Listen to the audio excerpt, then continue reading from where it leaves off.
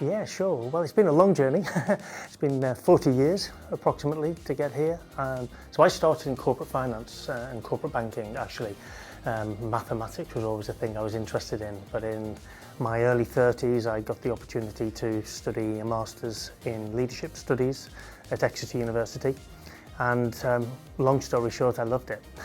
So 4 years later I managed to transition into managing and leading the leadership development function in Barclays, and then similar in Norwich Union, and beyond that I then moved into consultancy. So for the past 20 years I've run my own organisation, One Point One, and I'm delighted to say we have this great partnership with Civil Service College, which I think works really well.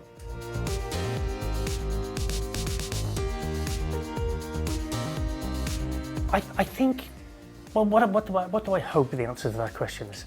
I hope that there's sincerity is part of it. I mean, I'm passionate about the subject and I work hard to know a lot about the subject, and I passionately believe it makes a difference to people's lives. So I think and hope some of that comes across. And I think the other big thing I would say is we always try and put a practical angle on things.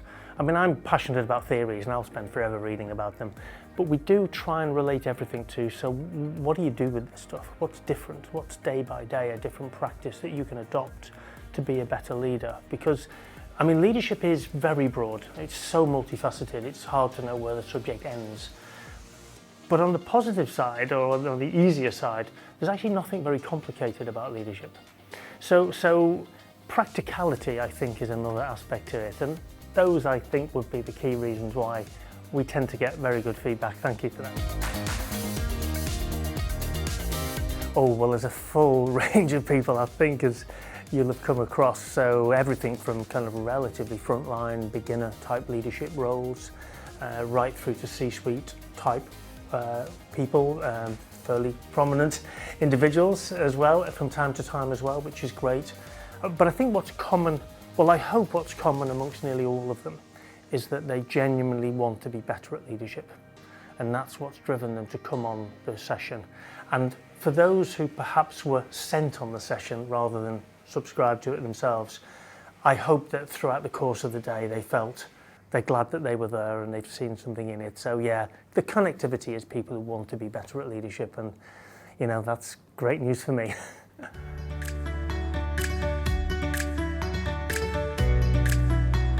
It was harder than I imagined, just in terms of numbers of hours. It really was a labour of love, but we wanted to get it right. And I say we because I actually co-authored it with my son Ben, who was brilliant. He brought angles to the book, and not least the graphics, to make it, I hope, an appealing book to pick up. But really behind the book, it was genuinely a sense that we can only train so many people around the world, and we are passionate about making the workplace a better place.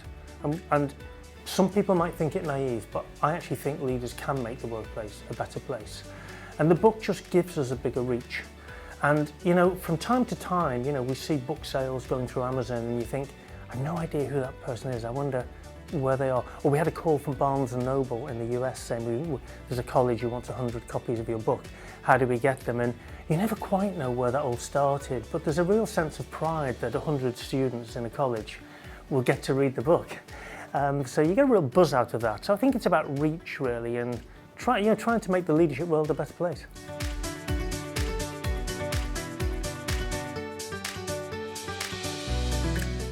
The book obviously contains a lot more than you can ever just talk about in a day on a course.